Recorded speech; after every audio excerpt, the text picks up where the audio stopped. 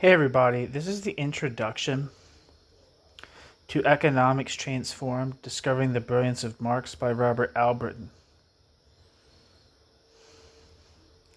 Acknowledgements. Well, I'm going to read the stuff at the beginning of the book too. This book's from 2007.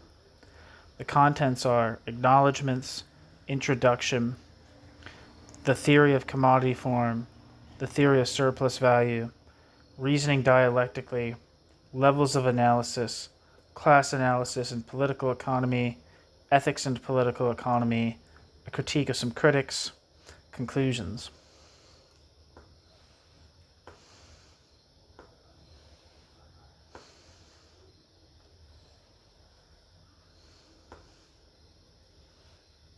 Acknowledgements. This book is made possible by a 36-year career of teaching Marx's Capital at York University in Toronto, and by my close collaboration with Tom Sakine over most of those years. It was from him that I learned of the latent dialectical rigor resting within the commodity economic logic of Marx's Capital. Sakine, in turn, was influenced by the work of Japanese political economist Kozo Uno, whose work would have been inaccessible to me but for the translation of Sakine and others. I have also been blessed by teaching at a university where many graduate students have been keen to study such a demanding work as Capital. Besides receiving feedback from Sakine, Professors Westra and Bell have also given me feedback. Over the years, my thought has been continually challenged, and as a result, sharpened by my students. In particular, I want to thank Stefanos Kourkoulakos, Michael Martyr, John Simulidis, and Nahama Miller for their feedback on this manuscript. Finally, my wife, Jennifer Welsh, has not only been patient with my authorial preoccupations, but also has read and commented upon the entire manuscript. Any remaining unclarities or errors of judgment, however, remain my own. Introduction. Quote, the label of a system of ideas is distinguished from that of other articles, among other things, by the fact that it deceives not only the buyer, but often the seller as well. End quote. Marx, Capital, Volume 1. Quote, the intimate connection between the pangs of hunger suffered by the most industrious layers of the working class and the extravagant consumption, coarse or refined, of the rich, for which capitalist accumulation is the basis, is only uncovered when the economic laws are known. End quote. Marx, Capital, Volume 2.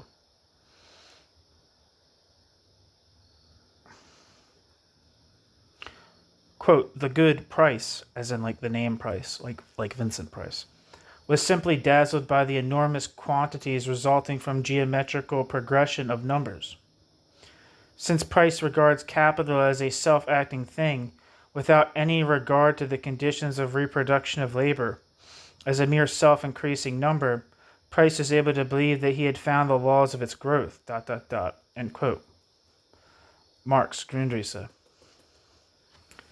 The prestige that has generally been accorded to the, quote, science, end quote, of economics is a great academic scandal, and in this book I shall argue that as a system of ideas it has generally deceived both buyer and seller. When so-called, quote, economic science, end quote, utilizes quantitative, formal, and abstract categories without clearly situating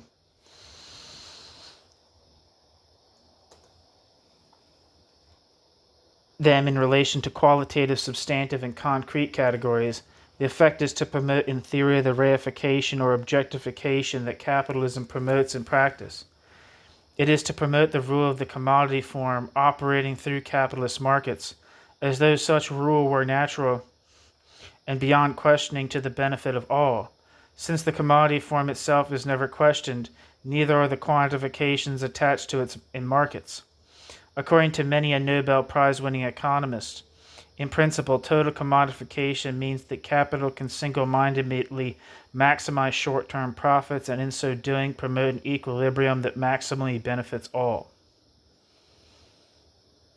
Footnote, so-called Pareto optimality. End footnote. The naked truth is that such an economic orientation ignores the structuring of social demand by class, such that even in a state of equilibrium in the most ideal capitalist market system, that which is optimal is so only relative to a social demand already structured by class. And when idealized conceptions of the market that ignore class are applied directly to policy formation in particular historical contexts, the potentials for social injustice loom large. Indeed, a great deal of capitalist history is the history of damage control operations aimed at containing or covering up the destructive spin-off of capital accumulation. By universalizing abstract economic theory and by formalizing it far beyond any contact with reality, mainstream economic theorists fail both to understand the deep economic structures specific to capitalism and to develop the theoretical mediations that might successfully connect abstract theory to historical specificity. Footnote: Hodgson, 2001, presents a very thorough and interesting analysis of the failure to successfully address the problem of historical specificity throughout the history of economic theory. I agree with his concern for the problem of historical specificity when he writes, quote, I have believed for over 30 years that the problem of historical specificity was one of the key questions in the social sciences, end quote. End footnote.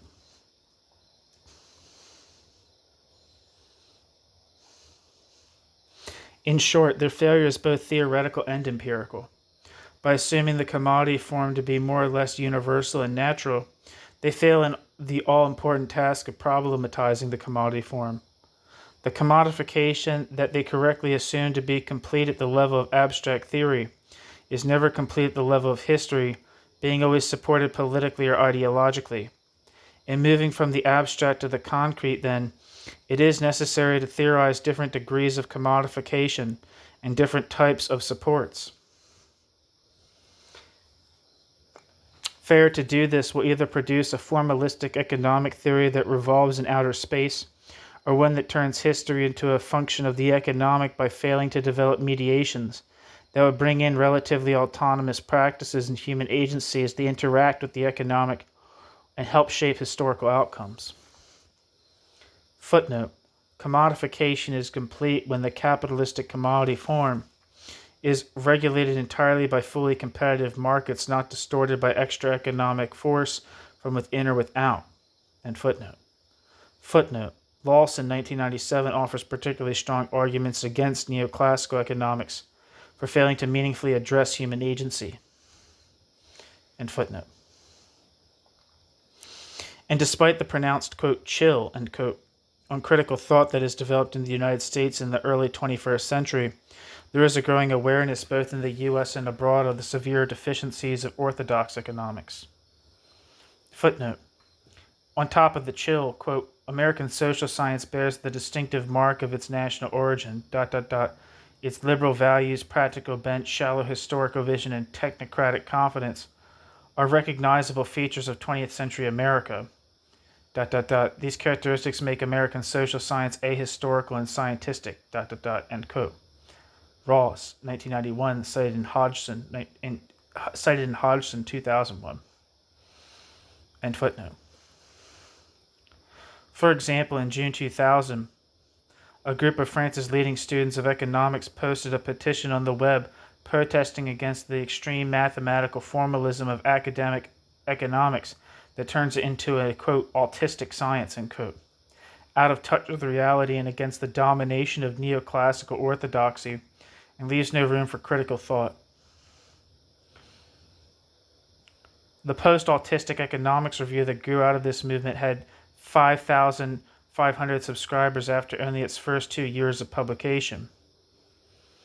This book can be considered a particularly radical contribution to this movement, for in it I shall argue that almost everyone who has been indoctrinated by academic economics has utterly failed to grasp the potentially unparalleled contributions to economic science made by Marx's economic writings, particularly in Capital. Footnote: Unfortunately, most Marxists have also failed to fully grasp the particular strengths of Marx's Capital that I am drawing out and emphasizing in this book. End footnote. And even the famous French Marxist philosopher Louis Althusser, who, in reading Capital, referred to Marx's Capital as the, quote, founding movement of science, end quote, in his last work, 1992, does an about-face and refers to the, quote, woolly and literally untenable labor theory of value, end quote.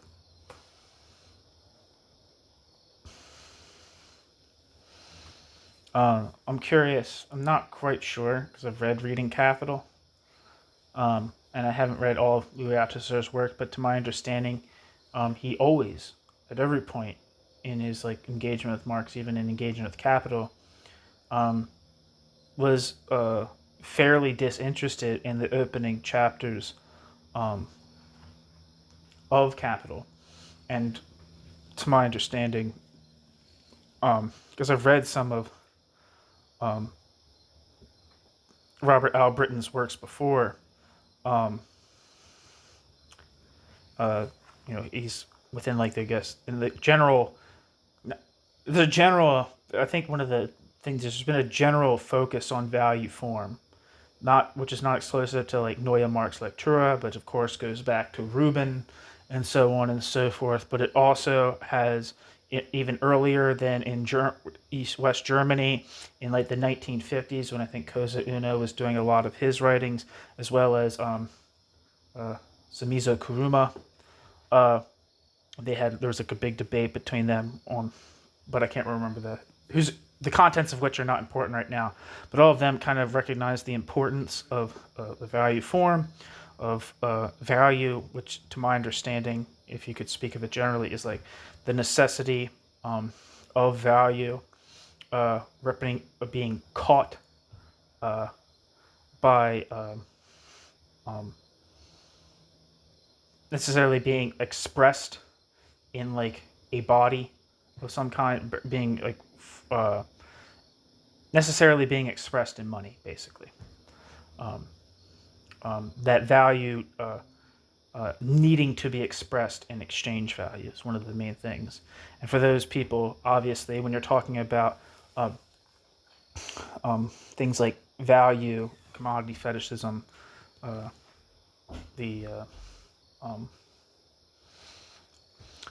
expression of value in money, obviously very important is going to be the first 3 chapters of Marx's Capital.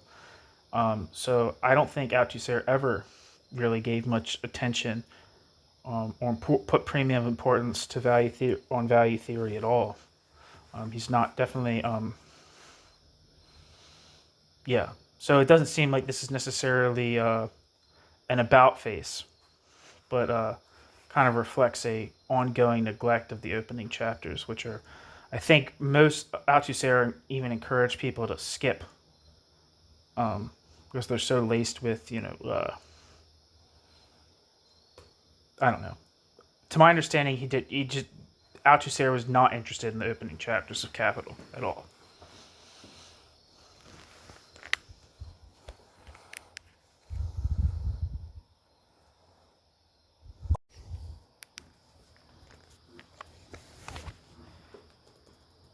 New section.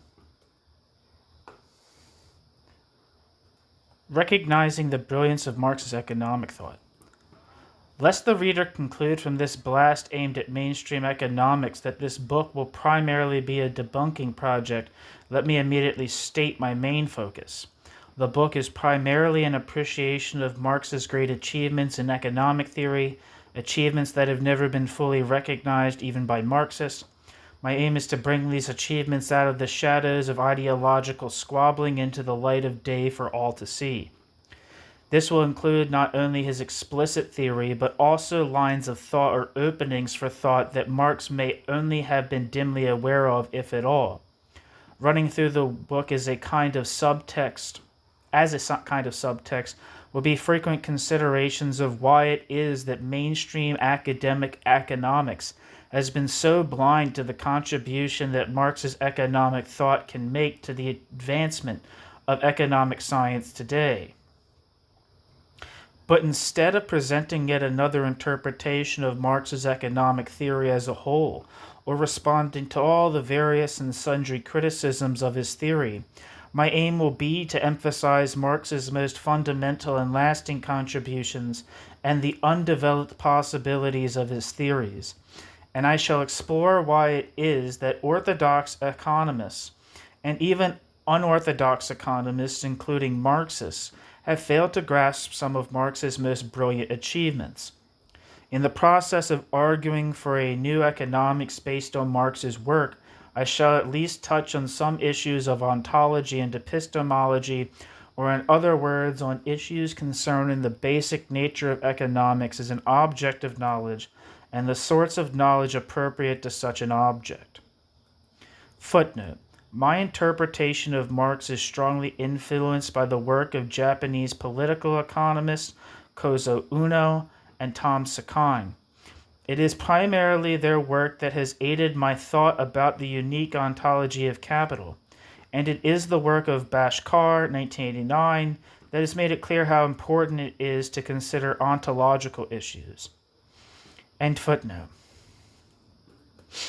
It is not the case that Marx's economic writings by themselves offer some kind of total solution to the problems of theorizing the economic, but I shall argue that they do offer a strong basis from which to seek solutions.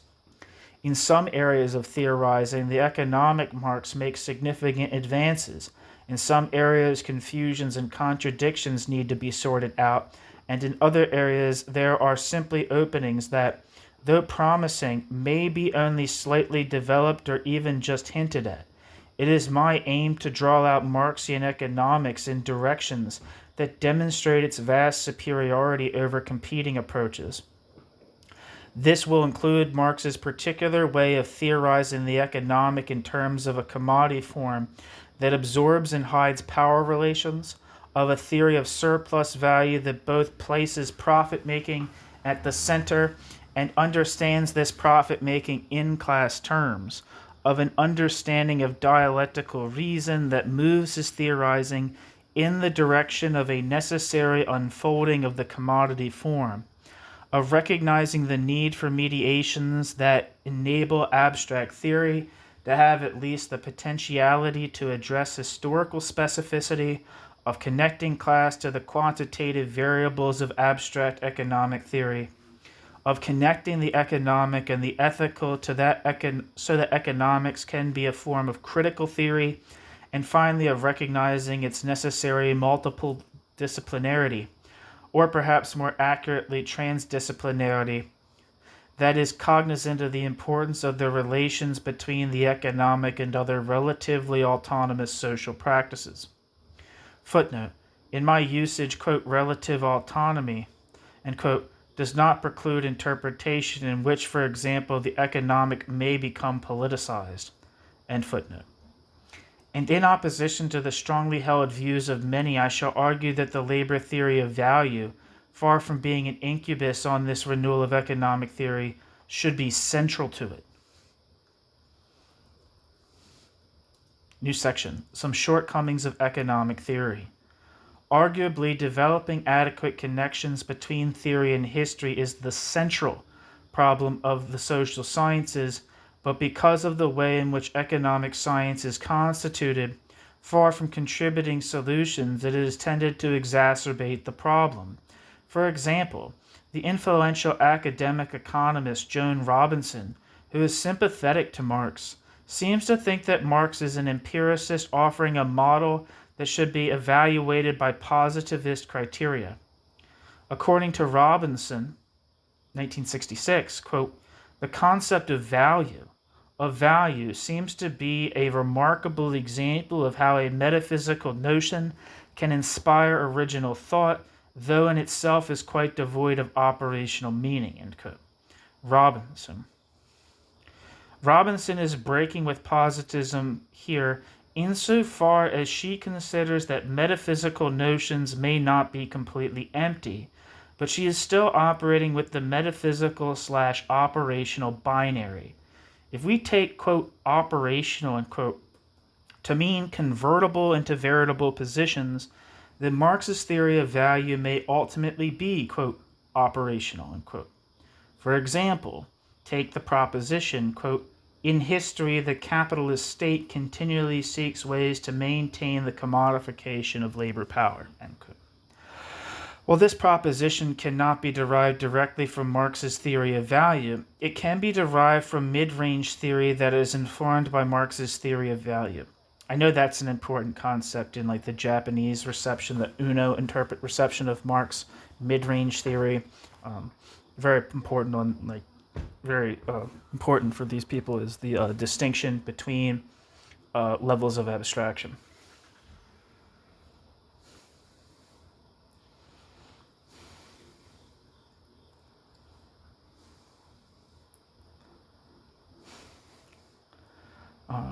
And while it may be argued that generating verifiable propositions is of central importance in the natural science and strictly empirical social science, it is not the central concern in the theory of capital's deep structures. For here we are footnote. I use, quote, theory of capital's inner logic, end quote. Quote, theory of capital's deep structures, end quote. Quote, dialectic of capital, end quote. And, quote, theory of a purely capitalist society, end quote, interchangeably to emphasize different aspects of the most abstract level of theory. End footnote. For here we are first of all theorizing how the commodity form by itself can reproduce and expand the basic socioeconomic relations of society. That is, the aim is to lay out the necessary interconnections amongst all basic capitalist economic categories when they are completely subsumed to the commodity form. It is only then that we can begin to think how the theory of capital's deep structures might be utilized as an aid to more concrete levels of analysis. Ultimately, we may want to generate testable propositions, but presumably this would occur primarily at the level of historical analysis where the central concern is with historical causality. Generating verifiable propositions is not, however, what is most important about the theory of value, and it is certainly not the sine qua non that makes it meaningful. Rather, it takes basic economic categories that are meaningful because they are deeply embedded in the everyday life and history of capitalism. For example, commodity, money, capital, wage, price, profit, rent, interest, accumulation, and theorizes how they must interrelate insofar as they are completely commodified and as a result can be thought quantitatively. In other words, economic theory essentially sharpens meanings that are already deeply embedded in history by following the self-reifying logic of capital. Footnote, in Chapter 4 I shall make the case that capital is self-reifying and hence self-denying. End footnote. It does not proceed through the method of stipulative definitions that is common in empirical science, where precise boundaries are required for data collecting. The binary metaphysical/operational, which stems from positivist philosophers like A.J. Ayer, often takes the position that only verifiable propositions are meaningful and that all other propositions are empty or what is the same thing, quote, metaphysical, end quote. But this binary, so central to positivist philosophy, not only fails to capture what is going on in Marx's theory, but is also meaningless in its own terms because it cannot be verified. Robinson avoids this by arguing for two kinds of metaphysical propositions. On the one hand, those that are meaningless, and on the other, analytic propositions that, though not themselves verifiable, are the basis of an analytic framework that can generate verifiable propositions. Without pursuing this issue in the depth that it deserves, at least one can say that up to this point it is unclear just how we are to assess analytic propositions as opposed to the hot air types of metaphysical propositions. Footnote, see Hollis and Neal, 1975, for an extensive critique of the positivist assumptions of mainstream economic theory. End footnote. It is also unclear how Robinson would utilize abstract economic theory to understand historical specificity without engaging in extreme forms of economic reductionism. Footnote, see Chapter 8 for more on Robinson. End footnote. Another example of theoretical perspective that is inadequate when it comes to developing theoretical mediations that would connect abstract theory and history is the work of Ian Steedman, 1977. For example, Steedman is so taken in by the mathematical, quote, correctness, end quote, of his Sraffa-based formalistic model of price determination that he totally rejects the incredibly rich potentials of Marx's value theory as a basis for both understanding capital's inner logic and developing the sort of theoretical mediations, levels of analysis required for connecting abstract theory with concrete history. Footnote. See Sraffa 1960. Sakai 1997 demonstrates the incorrectness of Steedman's theory of price determination. End footnote. Instead, Steedman presents a formalistic theory of price determination that in that formalistic theory of price determination's universality is not connected to any historically specific mode of production, and then seems more or less lost when it comes to seeking paths that might connect his theory to historical specificity. Indeed, one of my most important arguments is that epistemological projects connected with economic theory that tend to make history a simple function of abstract theory, or abstract theory a simple abstraction from empirical history, are deeply problematic. Footnote. Althusser, 1970, would argue against such, quote, reflection, end quote, theories, which he would classify generally as empiricist. End footnote. The solution offered here involves the hard work of developing theoretical mediations or distinct levels of theory that can connect theory and history while avoiding all simplistic deductivism and inductivism. In the case of the theory of capitalism, I shall argue that at least 3 levels of analysis are necessary. Footnote. Both Uno and Sakai argue for 3 levels of analysis. For my particular version of mid-range theory, see Albritton, 1991. End footnote. Many theorists have advocated some sort of levels of analysis, but few have done much of the hard work required to theorize them and their interconnections. Footnote. See Mandel, 1975, Aglietta, 1979, Althusser, 1970, Hodgson, 2001, Sayer, 1995, Postone, 1996, Saad Philo, 2002, Jameson, 1990, Bashgar, 1989, and many more. End footnote. In part, this is because modern academia is not organized to provide much support for the interdisciplinary theorizing and collective research that would be necessary. For example, how many trained economists can venture to write at the level of historical analysis, where economic causality is mixed with political and ideological causality, in the forms of relatively autonomous and interpenetrating practices? There is a tendency for economists to be a hermetically sealed academic discipline.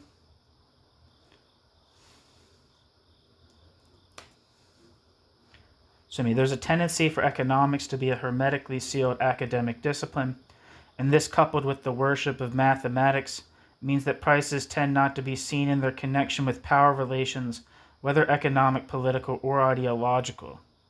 Footnote, quote, the disciplinary demarcation criteria and the narrowing view of the scope of economics had major and global consequences for the erection of virtually impenetrable disciplinary boundaries after the Second World War, end quote. Hodgson, 2001. Quote, we are also wary of the electrified wire dividing some academic disciplines, end quote. Hollis and Nell, 1975.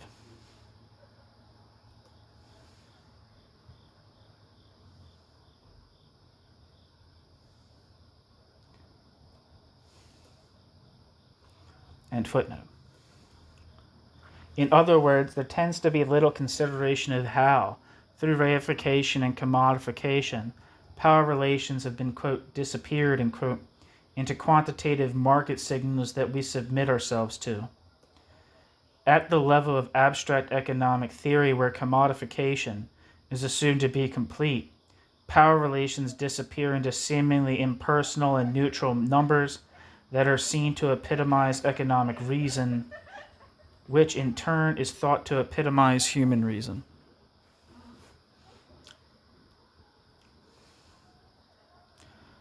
Footnote: this formalistic revolution eventually converted, quote, the whole of economics into a branch of applied mathematics, end quote. Blaug, cited in Hodgson 2001. I think that's Mark Blaug, who's like he's pretty important in like the history of economics. Historian of economics, I'm pretty sure. Pretty sure that's who that Blaug is, but I'm not sure. End footnote.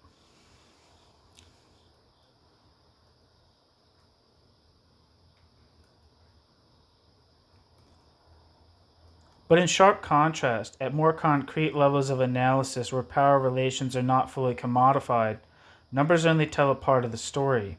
Marx makes it clear that even in pure capitalism, where capitalistic rationality is totally in charge, the iniquities associated with class exploitation are systematically reproduced.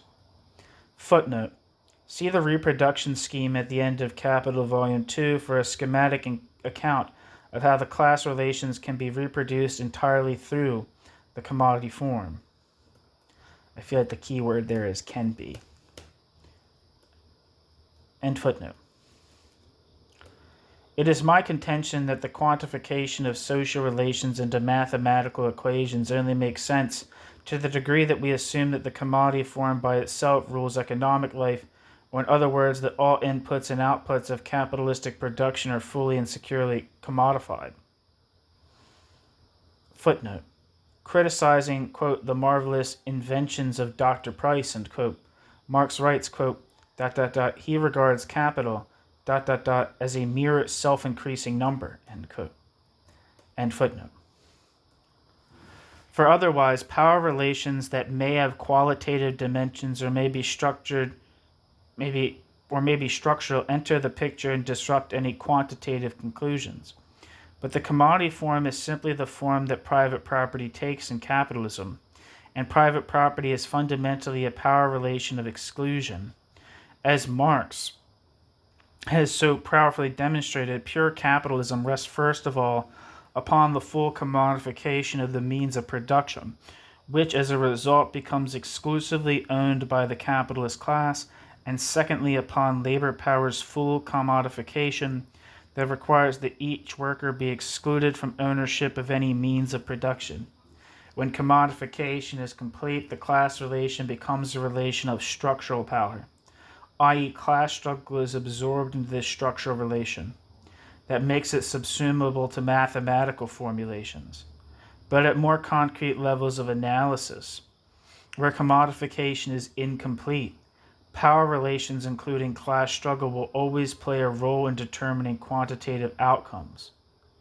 In other words, at these more concrete levels of analysis, mathematical equations cannot stand on their own as explanations, and in turn, since it is unlikely that in most cases the power relations can be adequately understood in purely quantitative terms, qualitative analysis will need to play a role. It is only in the context of a theory of purely capitalist society, where power relations get fully absorbed into socioeconomic structures subsumed completely to the commodity form, that mathematical formulae can be employed. Clarity on this point is essential to the effective use of mathematics in economic theory. In the case of capital, commodification represents a self-objectification of social relations such that socioeconomic life is directed by price signals emerging from the interrelations of commodities, money and capital, and markets. Self-objectification per se is not necessarily a bad thing. Take, for example, the self-objectification represented by the deep structures of our grammar that permit communication to take place. Capital, however, is not so benign, as its deep structures are tied to power relations that are exploitative and often oppressive. It is therefore important for economics to always be aware of the power relations behind the numbers, so that these relations can emerge as it moves from abstract to more concrete levels of analysis. And for social science in general to orient towards degrees and types of self-objectification strikes me as an extremely positive research program, because the very concept, quote, self-objectification, end quote, invites consideration of whether or not the flourishing of the, quote, self, end quote, considered as a set of social relations, is advanced or retarded by particular objectifications or degrees of objectification.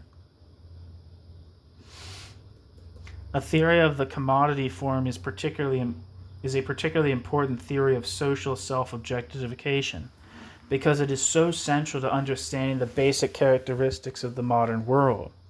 Marx clearly understood the radical difference between all pre-capitalist societies, where the commodity form was peripheral and undeveloped, and capitalist societies where it becomes central and developed. And since all mainstream economic theory fails to recognize the central importance of this distinction, it may ideologically reflect aspects of capitalism, but it can never understand its specific historical uniqueness.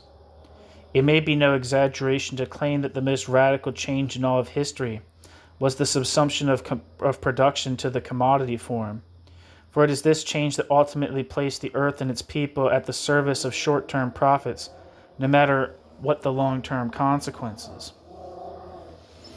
Footnote.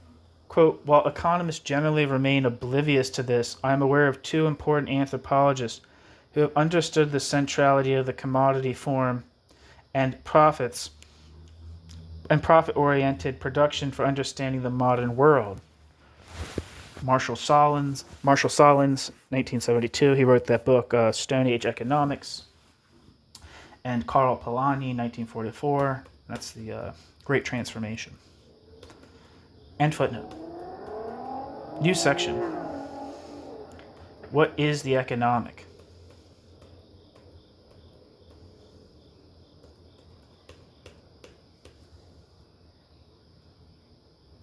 In order to work our way out of the ideological constraints of economic orthodoxy, it is useful to start by considering what sorts of economic questions or problems that we, as humans living in the early 21st century, might want to pose. To begin with, it is important to distinguish between the economic from the point of view of capital and the economic from the point of view of humans as historical beings who may want to alter capitalism. In the context of a purely capitalist society, capital defines capital's self as self-expanding value, and while such a definition of the economic is a necessary starting point, from our point of view as historical beings, we need a broader definition. I believe that it is consistent with Marx's theory of capital's deep structures to state that most fundamentally economics is about how we spend our time and energy providing for ourselves, and how the organizational forms and power relations resulting from this provisioning advance or retard human flourishing, considered as deeply embedded in the natural environment. I will argue that capitalist economics consists most fundamentally in provisioning activities organized by the private ownership of the means of production, which in turn is organized to compete through the commodity form in order to maximize profits. In other words, with capitalism, our life energy, insofar as it is devoted to economic activity, seems at first to be organized by capitalists who control the means of production. But it is important to realize that in the theory of capital's deep structures, ultimately capitalists are, in Marx's words, quote, the personifications of economic categories, end quote, such that their behavior is determined by price signals by the commodity form. Footnote. Marx frequently uses the metaphor, quote, personification, end quote, to express the reifying force of capital. End footnote.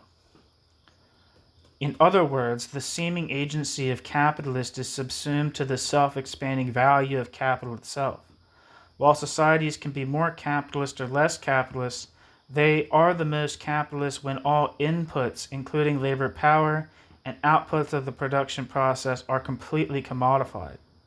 I am suggesting then that instead of defining the economic in terms of the usual supply, demand, and scarcity, an extremely one-sided and limited definition even at the level of pure capitalism, we consider focusing on how our life energies are channeled into provisioning activities and how the results of these activities are distributed.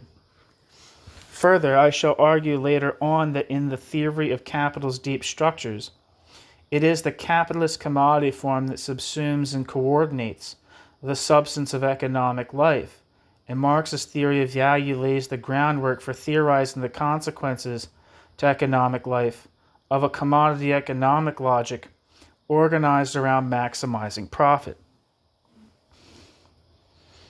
New section, Outline of Argument. My argument will be presented in 8 chapters. Chapter 2 will focus on Marx's theory of the commodity form, which I shall argue is his single greatest contribution to economic theory. Lukács and the Frankfurt School developed an overly totalized cultural theory based on Marx's theory of the commodity form, but few have explored in depth its importance for economic theory. Footnote, see Albritton 2003, A, article Superseding Lukács, a contribution to the theory of subjectivity. End footnote.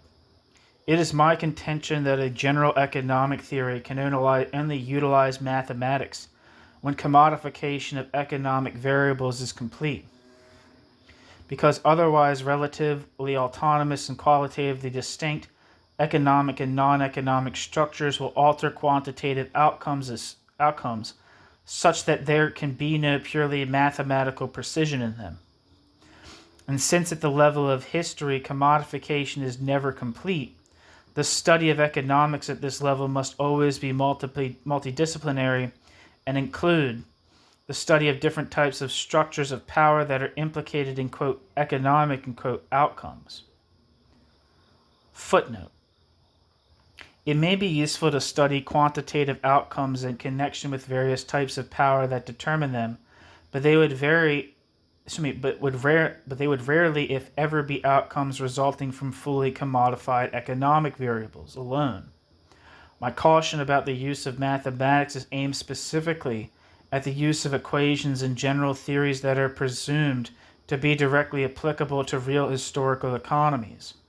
Employing statistics may always be useful when used with proper caution. See Marilyn Waring, 1999, for an analysis of some of the distortions characteristic of national accounts. Mathematical simulations are also problematic because their outcomes depend so much on the precise boundaries drawn between variables, boundaries that clearly do not exist in empirical reality.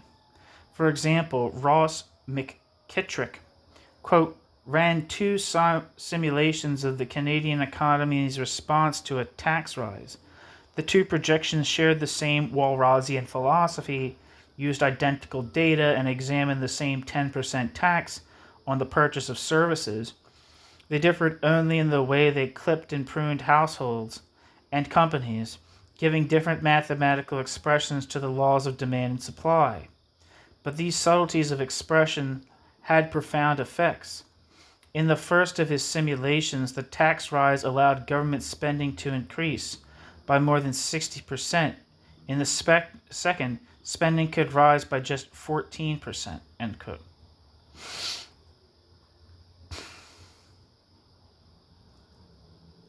Ross McKittrick, economist, July 15th, 2006. End footnote.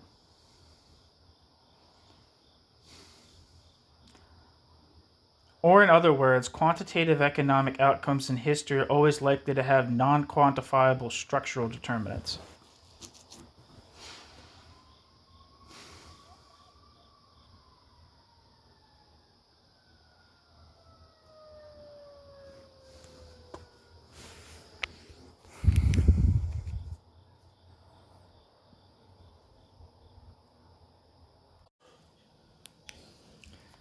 Marx recognized, correctly I shall argue, that the commodity form, the quote, cell form, of capital's inner dynamic essential to theorizing capital's inner logic. Footnote, quote, two characteristic traits mark the capitalist mode of production right from the start. Firstly, it produces its products as commodities, ... The second thing that particularly marks the capitalist mode of production is the production of surplus value. End quote. Capital Volume 3. End footnote. Realizing the full import of this and all its theoretical ramifications is key to understanding Marx's theory and its particular strengths in theorizing capitalism. Nearly all mainstream economic theory simply takes complete commodification as a given, and hence ignores the problematic of absorbing social power relations into the commodity form. Footnote, as Thomas Sakai has pointed out to me, mainstream economists assume that economic form and substance are always fused together, whereas such fusion only occurs under the historically specific conditions of capitalism. End footnote. Were the conception of commodification taken seriously by economists, there could be far less reliance on mathematics, since all actually existing capitalisms are only partially commodified, and this partial commodification is only sustained by economic, political, and ideological supports. Structures, practices, or institutions, they usually need to be conceptualized structurally. Mainstream economists fail to understand how the commodity form reifies economic relations. They simply assume market-governed economies, producing a dynamic that prevails over the wills of individuals. And they also fail to understand how the commodity form hides the structural property relations that lie behind it. For example, because of the peculiar connection of the commodity form to the private ownership of the means of production, the commodity form tends to hide the power relations, class, that stand behind quid pro quo exchanges. But complete commodification implies that the commodity form rules such that agency by capitalists only serves to reinforce a commodity economic logic upon society as a whole. When commodification is complete, economic variables can vary internally and necessarily in relation to each other. But at the same time, the resulting quantitative automaticity hides power relations that can only be effectively studied at more concrete levels of theory. Footnote, at the levels of mid-range theory or historical analysis. End footnote. It is as if power relations are absorbed into the commodity form and thereby disappear from view. But arguably it is economic power that should be one of the central concerns of economic theory. By problematizing the commodity, Marx makes it possible to unpack the power relations that have been, quote, disappeared, end quote, into numbers by generating more concrete levels of analysis, thus avoiding the extreme reductionism that would result from applying mathematical economic models to history.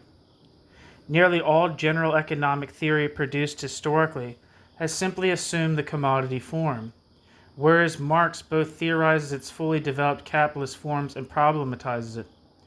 This is an absolutely fundamental and crucial difference distinguishing Marx from all other economists. Because of the depth of his theory of the commodity form, Marx is able to demonstrate both the contradictory character of the commodity form at the level of abstract theory and its incompleteness in all actual capitalist societies. Its contradictory character underlies the periodic crises of capital in the theory of pure capitalism, and its incompleteness severely limits quantitative analysis and necessitates that economic theory become multidisciplinary as it approaches more and more closely to the analysis of history. And to the extent that commodity form is not complete, it necessarily requires the support of economic, political, and ideological power relations. In Chapter 3, I argue that a second lasting contribution that places Marx head and shoulders above other economic theorists is Marx's theory of surplus value. While his theory of the commodity form is typically grounded or little understood, his theory of surplus value tends to be dismissed by mainstream economists as they're incoherent or, quote, metaphysical in the bad positivist sense of the word. In sharp opposition to nearly all economic theorists, It is my claim that a theory of price determination is not the highest achievement of an economic theory aiming to understand the deep structures of capital. This is because prices exist whether there is money, and this is because prices exist wherever there is money, and therefore not specific to capitalism, whereas a particular profit-making dynamic is central to capitalism. It follows that for a theory of capital's deep structures, a theory of profit and not price determination is the crowning achievement.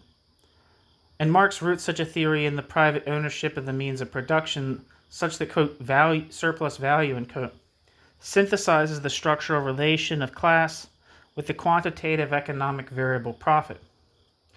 Or in other words, quote, surplus value connects the capitalistic organization of our laboring life energy with capitalistic profit.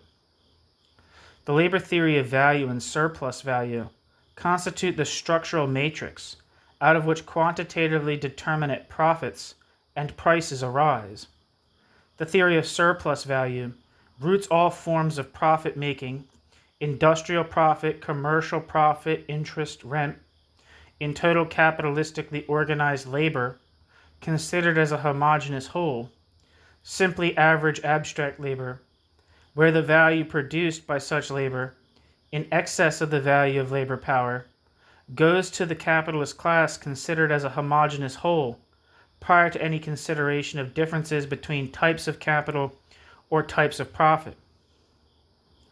The basic accomplishment of the theory of surplus value is to present the fundamental capitalist class relation in its most clear and stark form, while at the same time connecting this relation to the internal relation of quantitative economic variables required to have a complete picture of the deep structures of capitalist profit-making. Indeed, the commonality, abstract labor, that makes for systematic variation amongst internally related economic variables is precisely what makes a theory of value possible. Footnote: abstract labor is basically labor that can capitalistically produce any use value. In this sense, it is indifferent to use value.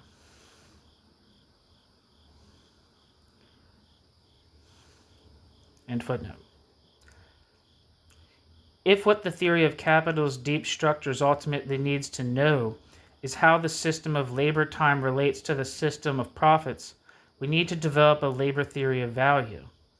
Footnote: see Sakine, 1997, for a powerful rendering of the labor theory of value, including its relation to prices of production. End footnote. If successful, such a theory will explain how in a commodity regulated economy, there is a system-dependent linking between labor time and the profits that stem from capitalistically produced commodities. Footnote: see Wiese or Visa, WIESE, 2003, for a representational theory of measurement. End footnote.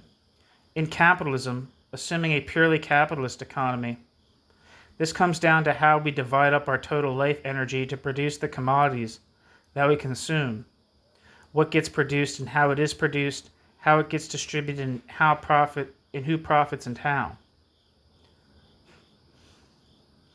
Footnote: a purely capitalist society is one in which commodification is complete, such that socioeconomic reproduction can be actualized through a commodity economic logic alone. End footnote. And while a theory of price determination that is consistent with the theory of surplus value is a necessary step in the theory of capital's inner logic, it is, quote, surplus value, end quote, that is the central concept. Footnote: for a clear theory of the relation between value and price, see Sakine. End footnote. The empiricism and formalism of mainstream economics creates a point of view from which it is almost impossible to understand the centrality of, quote, surplus value, end quote, to grasping capital's deep structures. Footnote: for example, Joan Robinson would consider, quote, surplus value, end quote, to be a metaphysical concept in the bad sense. Joan Robinson writes, quote, "None of the important ideas which he expresses in terms of the concept of value cannot better be explained without it." End quote. Joan Robinson. End footnote. Yet another lasting contribution made by Marx is at least a partial realization of the importance of dialectical reasoning in theorizing capital's deep structures. I say, quote, partial, because Marx's theory of capital does not carry out the possibilities of dialectical reasoning systematically and in detail. It is in Chapter 4 that I address the issues posed by dialectical reasoning. Going back to his heady left Hegelian days in Berlin, Marx was exposed to Hegel's dialectical modes of reasoning, and contra Althusser, I believe that if there is a break in the corpus of Marx's writing, it is from the simplistic dialectics of Feuerbachian humanism in his early works to a sort of dialectical reasoning closer to Hegel's logic in Capital, the book Capital. Footnote. For the most complete theory of the relation between Marx's theory of capital's inner logic and Hegel's logic, see Sakine, 1986. See also John Bell, 1995-2003, Stefanos Koulakos, 2003, and Albritton, 1899. End footnote.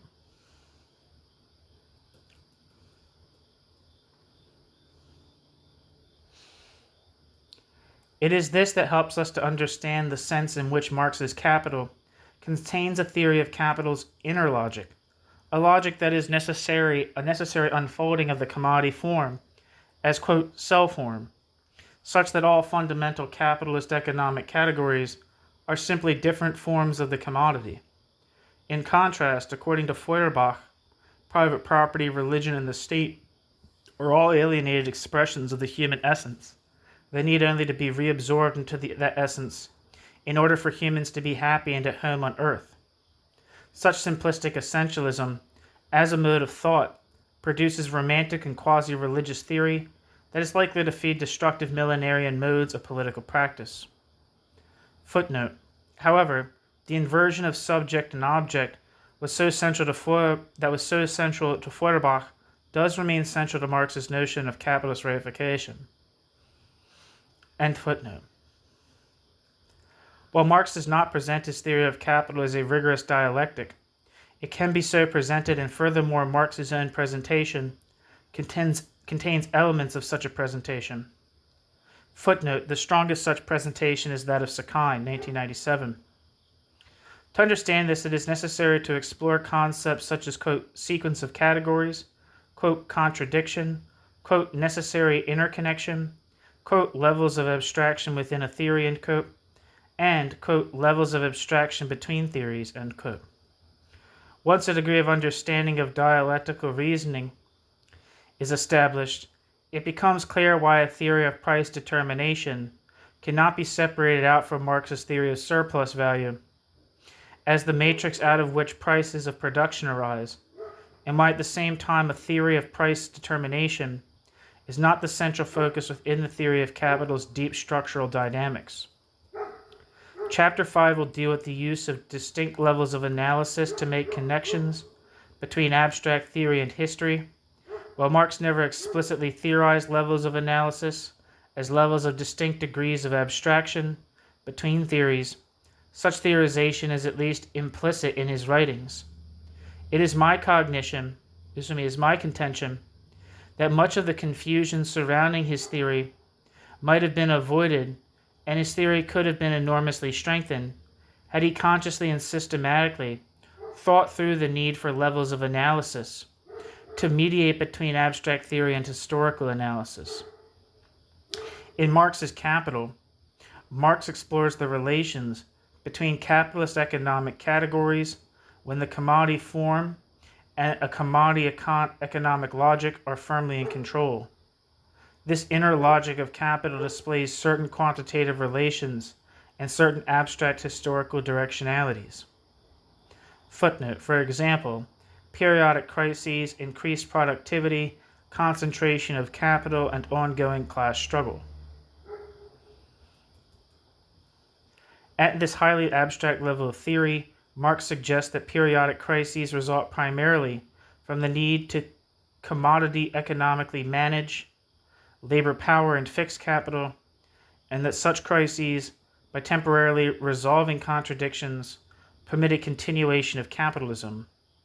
Footnote, quote, crises are never more than momentary violent solutions for the existing contradictions, violent eruptions that reestablish the disturbed balance for the time being, end quote. Marx, Capital, Volume 3, end footnote. All of this is to help us understand the deep structural dynamics or the core dynamics of capital in the abstract and in general. There is strong evidence that Marx would not consider that concepts like, quote, rising organic composition of capital, and quote, underconsumption, and quote, profit squeeze, and quote, or any other quantitative economic category derived from the theory of pure capitalism could adequately explain by itself any actual capitalist crisis. Footnote. This is not to say that in a very general sense some crises may not be predominantly underconsumptionist or profit squeeze crises. While this may be, a full explanation will require an account of the major economic, political, and ideological forces operating at a historical level. I think that's very important.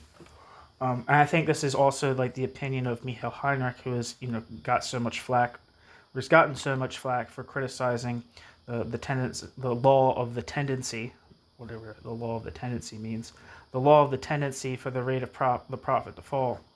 And this is also the case if you read Simon Clark's book on theories of crisis. There's not like this what actually causes any actual crisis cannot be reducible to, in some sense, to some like essential law of capitalism. To analyze any actual particular crisis is a more empirical phenomenon that can't thoroughly, the possibilities for it can be described at the abstract level of theory, but not the any actual content of any particular crisis. That requires historical work. I don't think you could explain the Great Depression, for instance, by appeals to the third volume of Capital.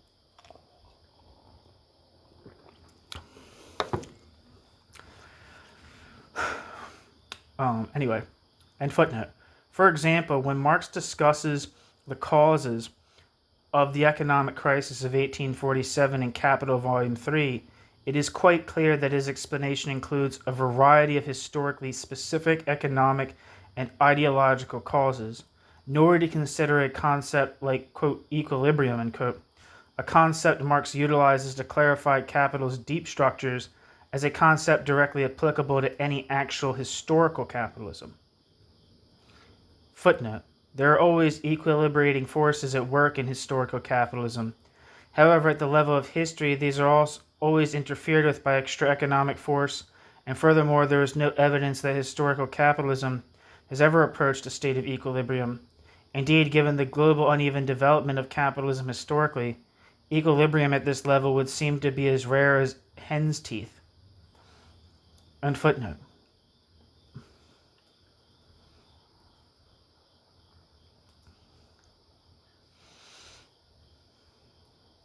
Indeed, one may introduce the notion of levels of analysis. Once we introduce the notion of levels of analysis, we can resolve many of the debates that continually revolve around Marxian crisis theory, or around Marx's implicit and explicit use of, quote, equilibrium. While Marx goes in somewhat contradictory directions with regard to levels of analysis, it is easy to extract at least two distinct levels, abstract theory and historical analysis, in Capital. Given the distance between the theory of capital's deep structures and historical analysis, however, it is essential to have at least three levels of analysis that would include a mediating mid-range or mid-level theory. Indeed, elsewhere, in 1991, have argued at length that we can utilize such a level to theorize the modes of capital accumulation distinct to different phases of capitalist development. and Kozo Uno, obviously big influence on Sakine and Albritton and that whole kind of like Japanese influenced like current of Marx reception. Obviously, it's not the only reception in Japan, of course, but particularly the Uno tradition.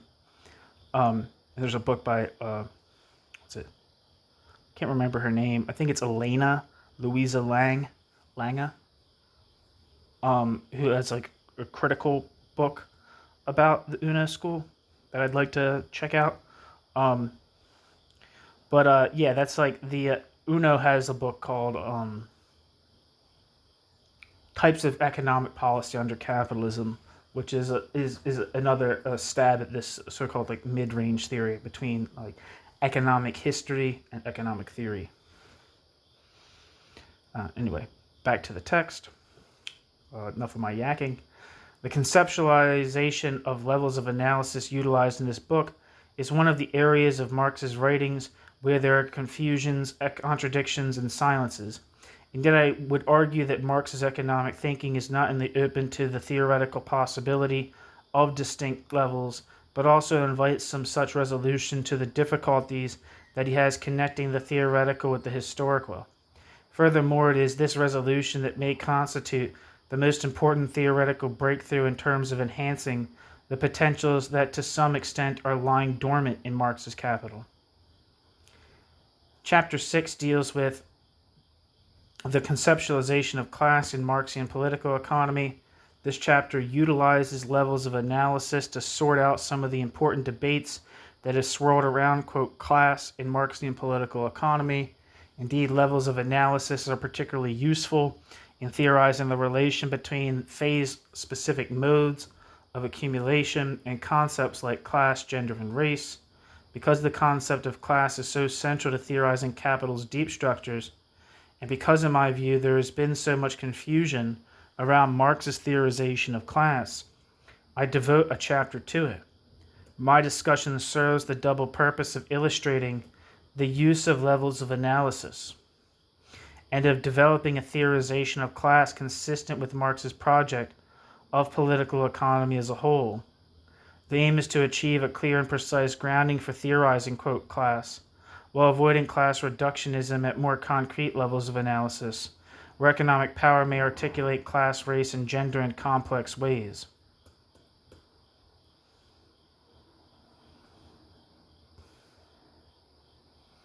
And I think that's a very important, very important statement, because some people will say things to the extent of like racism is inherent to capitalism. Historically, in capitalism's existence, there obviously has been different forms of racialized hierarchies. But there's on like the level of abstraction that Marx is operating at within Capital. We're just talking about like in my view, I always use the terms like the necessary features of a capitalist mode of production at its ideal average, right? The important phrase that Marx uses, and Heinrich and Althusser emphasize. Race would not be a part of that. Race would be something that's more concrete and empirical, right? And not an essential feature of capitalism. The other thing, and I think that's like kind of like it's an important distinction to make, right? And people will be upset with that, especially people with like people who attempt, especially in the United States, there's an attempt, I think, to kind of universalize the race relations in the United States, the black and white racial hierarchy, to the rest of the world, which has pretty serious limits, especially when you're talking about things like anti-Semitism, for instance, which people use Marx's, people use Marx's critique of political economy to analyze anti-Semitism, But as Heinrich emphasizes, it's like there's nothing. There is. You can use the Marxist critique of political economy to analyze contemporary anti-Semitism, but there's nothing in like the essential core of the theory that can give you like a tell you anything with like meaningful about anti-Semitism, like as such, I guess, or like meaningfully, like obviously, contemporary anti-Semitism has very much something to do with the development of modernity and which you could also say is the development of capitalism. But you can't there's nothing in like the theory itself that could say anything particularly meaningful in general about anti-Semitism.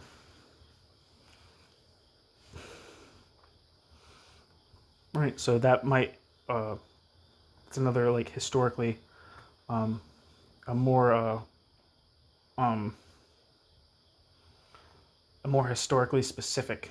The analyzing the relation between capitalism and anti-Semitism would be something that would be more specific. Anyway, in the level of abstraction we're talking about here. Central to the position that I develop is the view that, quote, class as a structural relation of power is included in Marx's theory of capital's inner logic, while, quote, class struggle, end quote, is not.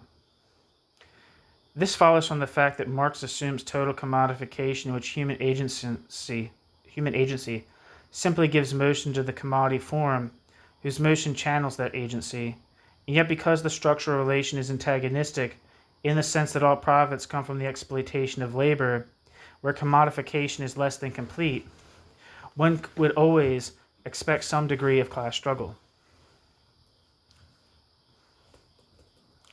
Chapter 7 deals with the economic theory and ethics. Positivist philosophy, with its fundamental distinction between empirical discourse, that is cognitive and normative discourse, that is emotive, has generally promoted a conception of science that excludes ethics. Footnote, see A.J. Ayer for the classic statement of logical positivism. For at least some positivists, a cognitive ethics is impossible because all ethical discourse is seen to be emotive, and the aim of science is to be wholly cognitive, leaving the emotive realm to ethics. Footnote, for a good account of the emotivist character of much modern ethical thought, see McIntyre, 1984. And footnote. To the extent that this way of thinking dominates social science, we tend not to develop traditions of discourse that can rationally and cognitively discuss ethical questions in connection with knowledge generated by the social sciences. And where effective rational debate is undermined, ethics do indeed become emotional, with the resulting hatreds fueling a politics of violence. For example, capital values profits, but humans value many other things, and need to develop rational ways of deciding about many competing values, or else a great deal of social life will be decided by the criteria of short-term profit maximization and will not always advance human flourishing.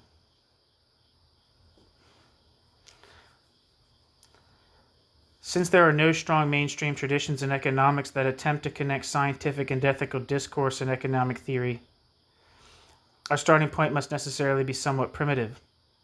Footnote. For example, quote, welfare economics, end quote, tends to be a peripheralized sub-discipline in most departments of economics.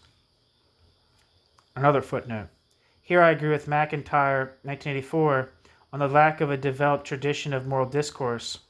I consider the work of Sen, Nussbaum, Romer, and others as lacking sufficient purchase on the severe injustices that we face.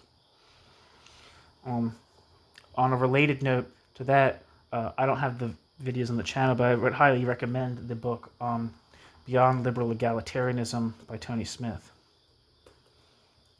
End footnote. I include a chapter that indicates some possible directions for economic ethics, realizing how difficult this will be until we have more theoretical and conceptual tools to carry out such a project. I call the approach that I advocate, quote, negative ethics, end quote, for it focused first on alleviating in practical ways injustices without being too concerned with what justice may be in the abstract and in general.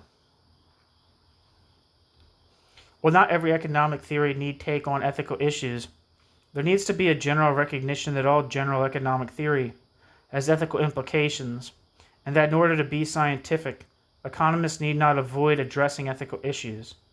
We need to get clear what is the case before we can have productive debates on possible alterations that would advance social justice. Hence, I am not suggesting that we collapse all distinctions between scientific and ethical discourse. If our interest in economics first and foremost concerns how the total labor of society is divided up to produce useful or wanted effects, and how these effects are distributed, it would seem natural to want to discuss the fairness of the distribution of labor and of wanted effects. In other words, an economic theory that analyzes economic power invites a discussion of distributive justice, and discussion of distributive justice raises most other ethico-political issues such as democracy, freedom, equality, and rights. For example, outcomes that are not democratically arrived at could be considered lacking in at least one of the dimensions of justice.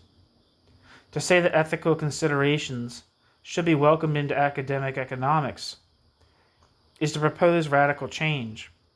For as presently constituted, academic economics generally ignores questions of economic power, offers little systematic attention to cognitive ethical issues as they relate to economics, and generally ignore the labor process.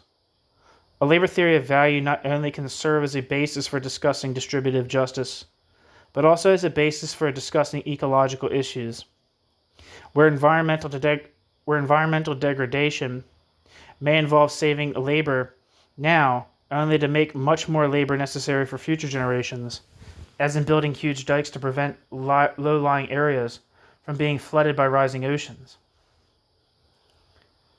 It follows that the, quote, science of economics should strive to be explanatory, and at the same time should not shy away from utilizing its explanations to clarify and contribute to ethical debate, in the sense that issues of fairness of distribution can always be posed of any system of distribution, whether of work or of product, as can issues of long-term human flourishing.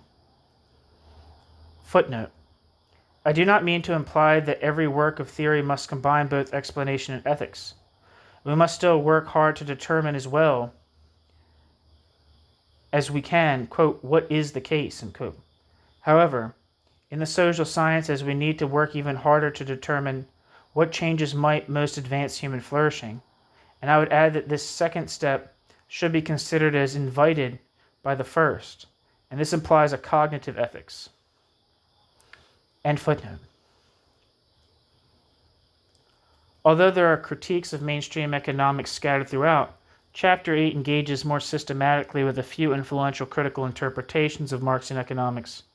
Here the main focus will be on the left Keynesian Joan Robinson, both because Joan Robinson is sympathetic to Marx and because Joan Robinson actively promotes the British empiricism, of which her work is a clear example. My aim will be to point out ways in which, because of her empiricism, Joan Robinson has misinterpreted Marx, and to indicate some of the strengths of Marxian political economy that she fails to recognize. This chapter will be brief, because my main aim is to present previously underappreciated strengths of Marxian political economy and not deal with the enormous interpretive literature. The main purpose of critique in this chapter is to clarify some of the ontological and epistemological differences between the approach that I am advocating and more mainstream approaches, with particular emphasis on the difficulties empiricist approaches have connecting mathematical economics with historical analysis. It seems to me that no economic theorist has come close to Marx's realization that the commodity, quote, is a very strange thing, abounding in metaphysical subtleties and theological niceties, end quote. And because they have failed to do so, they have unwittingly reproduced the metaphysics of the commodity form, when what they thought they were doing was producing empirical economic science.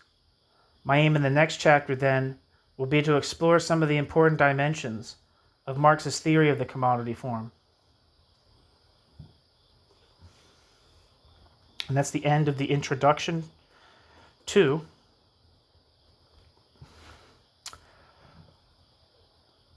Robert Albritton's Economics Transformed, Discovering the Brilliance of Marx. Thank you so much for listening.